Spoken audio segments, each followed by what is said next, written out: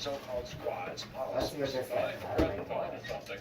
We're having a big debate now and next year about what we want America to be like. Do we really think socialism applies here at a time of great prosperity, 50-year low unemployment? That's what the election, I think, is going to be about. After long, this is joined by Susan Friccio, chief congressional correspondent for the Washington Examiner. Susan, we can discuss this happening on the campaign strategy that resonates in mainstream America, or will it backfire? I think Mitch McConnell's right in that he's trying to steer the debate in the direction of what the policies are that Democrats are proposing, especially those running for the White House.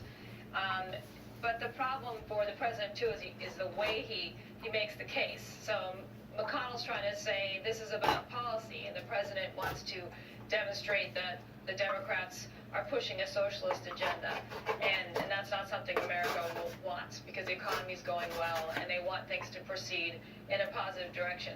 But of course, the president's using the kind of rhetoric that doesn't resonate really well with a lot of independent voters and a lot of people who aren't part of his base.